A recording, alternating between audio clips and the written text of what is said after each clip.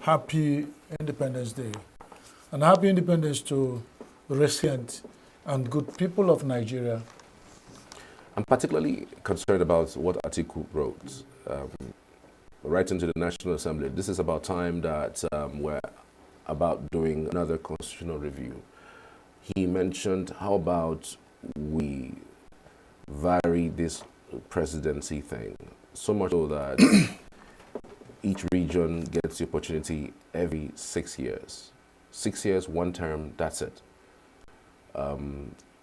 So that everyone can have a sense of belonging. I mean, given that we have had issue in time past where, even up until now, some people still feel that they haven't had the presidency. The Northeast haven't, the Southeast haven't, and every time it comes to the South, most of the time, it's always about the Southwest and then the South-South. The Northwest has had it.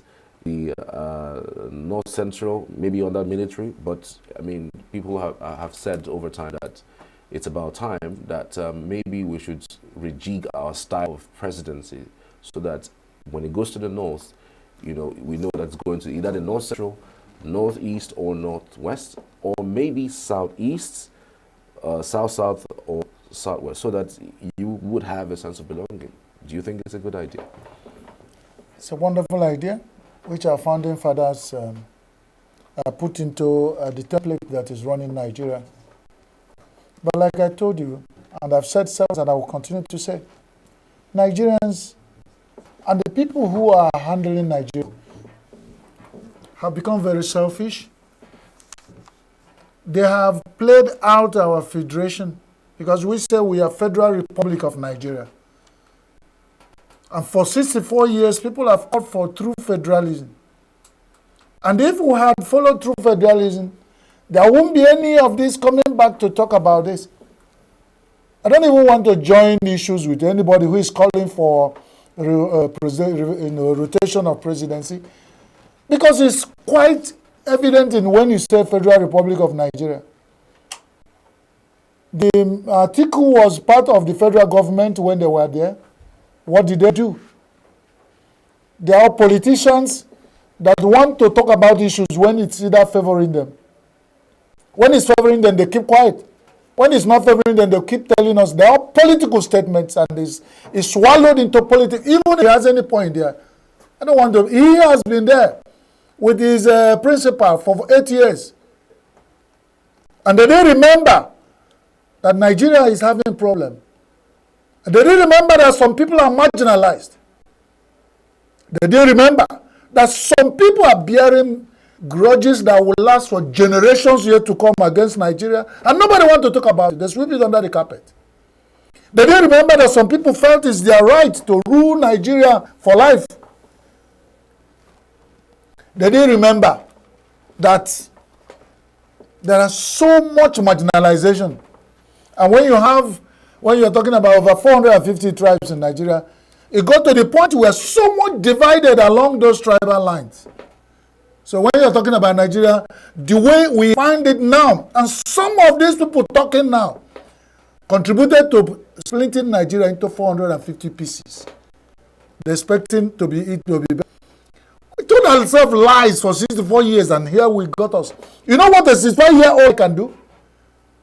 It got us to a point where that most Nigerians do not even remember that today is their Independence Day. Today, we, instead of talking about independence, going to the public square, celebrating the grace of God for keeping us alive as a nation united, we are talking about meeting with people who are protesting. We call it, for the first time in our lives, in 64 years of existence, we are hearing for the first time Fearless October. And they are fighting, instead of the money that we use to celebrate and be happy, probably people are running around trying to stop protests, negotiating, doing horse trading, all those kind of nonsense they used to do. Just wish. It's just that Nigerians love Nigerians so much. And they've been resilient, they've been patriotic, no matter what has happened. You put Nigerians together, you see wonderful people. But the leaders have taken 65% or 64% of the blame or whatever is happening in 64 years of our independence. Let them go back and come and face Nigerians and tell us they don't know what is happening to us. And the God that put Nigeria together with so much blessing will never forgive them because they are heartless and wicked. Look at where they're supposed to. They squandered Nigeria to nonsense. A country, one of the richest in oil, the bride of all the globe. I don't know why instead of even the Nigerians you put together as we pick from all the people, they make statement of diversity being our strength. It's total lie. If they don't believe what they say, they preach it, they tell us, but they don't believe it, they don't practicalize it. I wish them well. Look at where they brought us. They would restore the wealth of Nigeria. They think they have secured the future of their generation. But I have bad news for them. Because it won't last. My father told me that what you used to pick from your teeth can never belly fool you. All those things, if they ever believe there's God, Nigeria is one of the most religious countries. Absolutely. And we worship God in different diversity as a nation. These same politicians brought that our diversity of belief to make Nigeria to come to a halt. I've never seen this country divided along tribal, political, stupid lines of destruction. And people are sitting there. What are they telling us? It's convenient for them, they'll go. And they have brought Nigerians who know their common enemies that they even fight themselves. The highest level of insecurity in Nigeria, if you trace it, you find that some people are still feeling that they are marginalized to the point of death. Nobody wants to talk about it. They, in this country, spend so much money to do constitutional conference. They did whatever Jonathan did at that time. Confab. 2014. Where is the result? It's still there. Who, why, what is waiting for it to be? The same country created 6 regional sections of Nigeria, which could have been easy if other people allow. By now, we would have done what Atiku is talking about. I don't know why Atiku is talking about it now. They should go and sit down. All of them should come back and do confab of all past political leaders and come out at the Eagle Square and sit down there, put the television and apologize to Nigerians. And speaking of confab, during the president's speech today, he also mentioned this time around youth confab.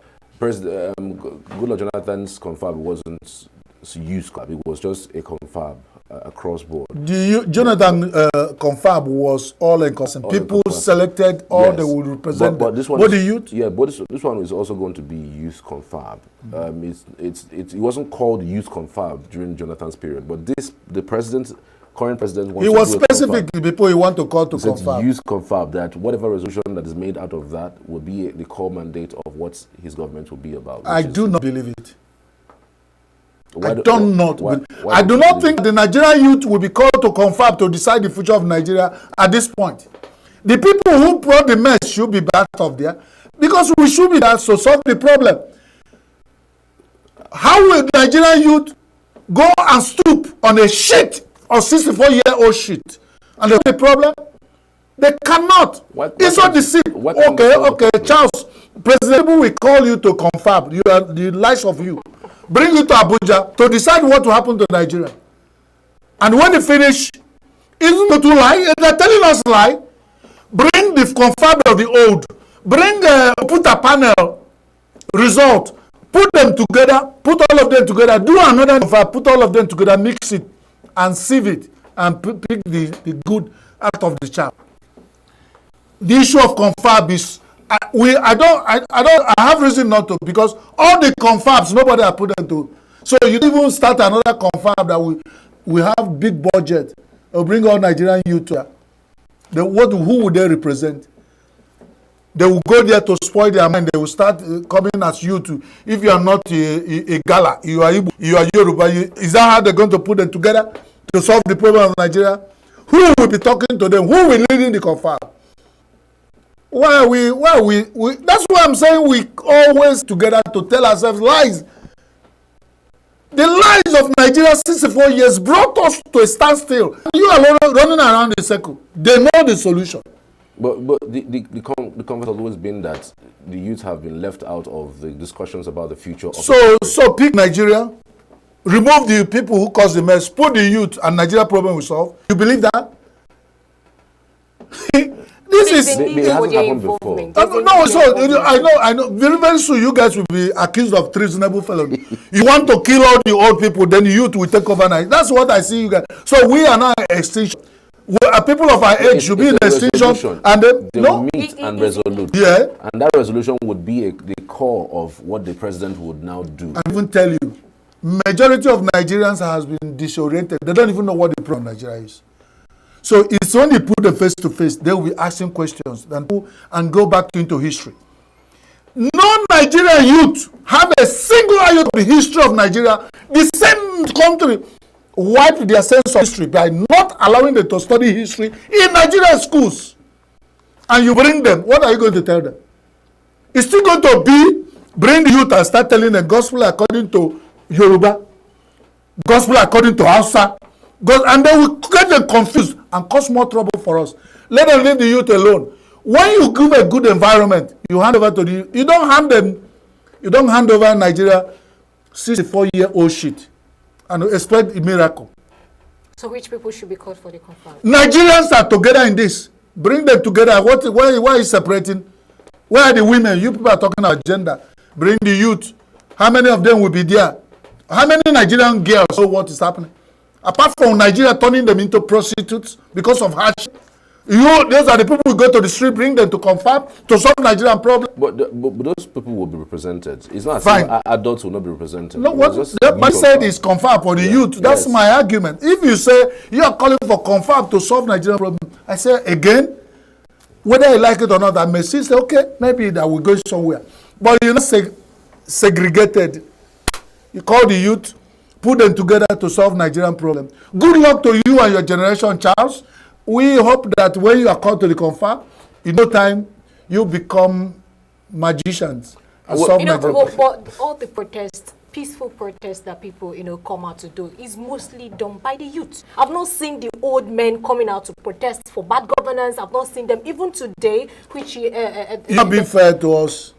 You are not being fair to us, Belinda. Out of 10, if you all the protests of Nigeria, even the protests that are happening in Nigeria, when you look at them, the people that organized the protest, few of them that we seen there, when it was Nigeria hashtag against Nigeria, we are sitting in this studio and we saw short video recordings of people happening in Lagos, happening in Abuja, happening everywhere in Nigeria, and you say they're only youth. Then you are being unfair to Nigerians. In fact, it's the Nigerian elders and the parents who have sustained you youths, that you have not died of kwashiorkor. So these are the people you go to the church and start seeing what to do for them and call them to advise you. When this overrated youth that will take over Nigeria is total babadash. The youth don't have a sense of, in fact, they call them around, buy them sedatives and opiums, give them guns, and they go and become thugs. So how do governments alleviate that? Government alleviate that. You call confab, bring everybody, the youth reps. That's how they call. There's a way you call it, the gatekeepers, the youth leaders, the women leaders. Segregate everybody. Even in modern developments parlance, you even bring people, the LGBTQ, everybody, you call it inclusive. Because it's in your youth time that we have it. It's still part of your new development. What you used to develop Nigeria, all of you have turned into LGBTQ, so bring all of them together. Who made us groups? The Bobrisky and your groups are there. So you wait there, you go, bring all of them together. The one that will solve the problem of Nigeria, put all of them together, and then carry all the elders, the senior citizens, put them aside, and we closed off with you for you people, and wait for months or days, you come out with solution that was overnight.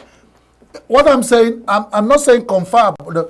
Instead of calling the youth confab, say you are calling for a confab that will solve the problem of Nigeria.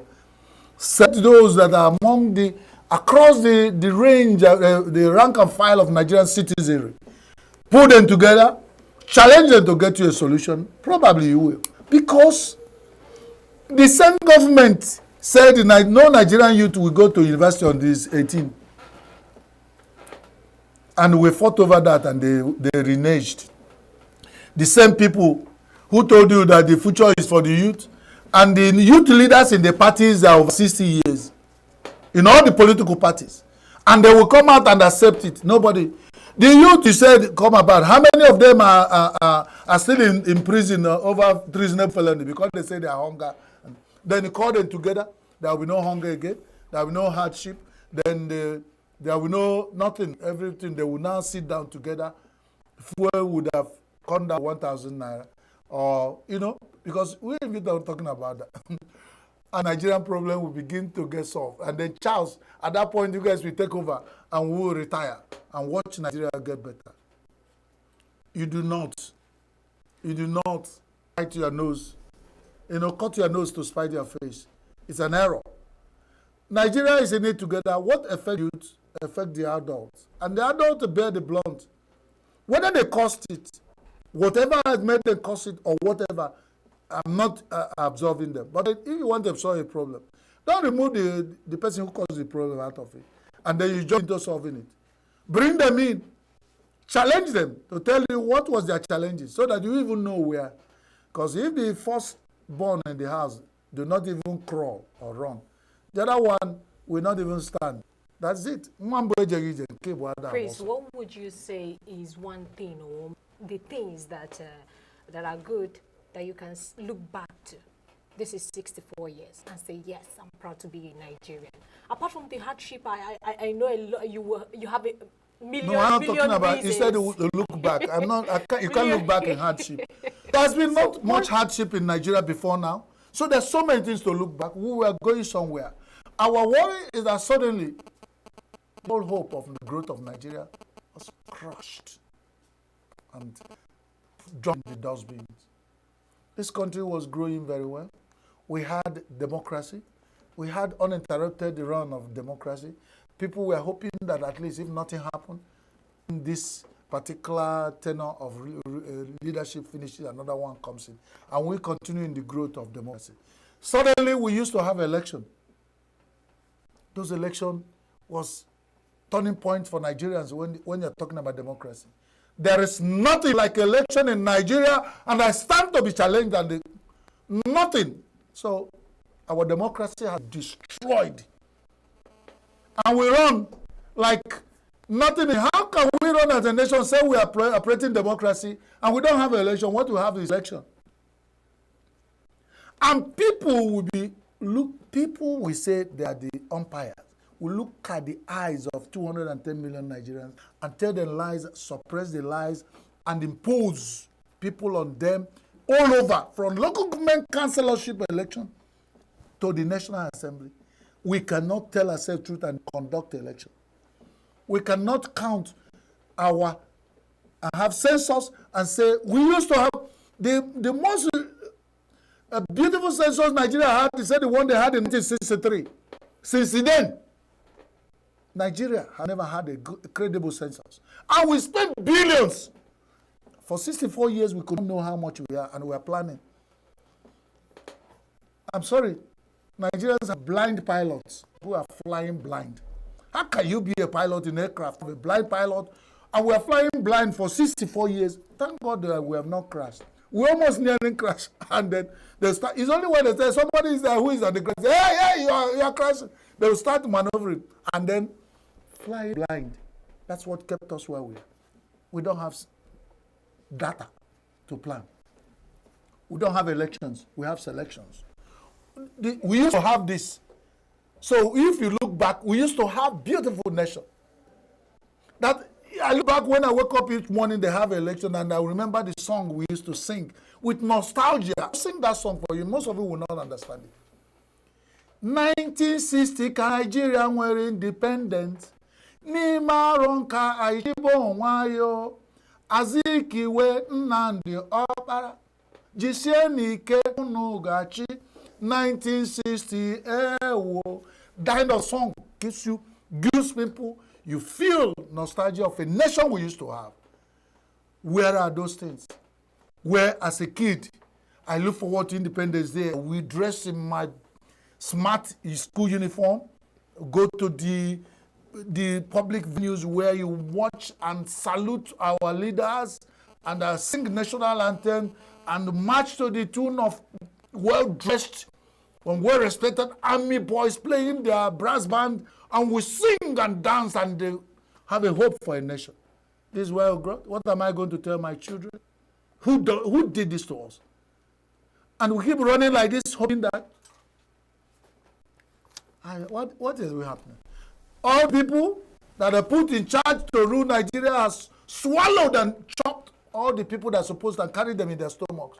But we say, the proverb says, anybody who has eaten his brethren for breakfast or dinner has gone to the bed with an empty stomach.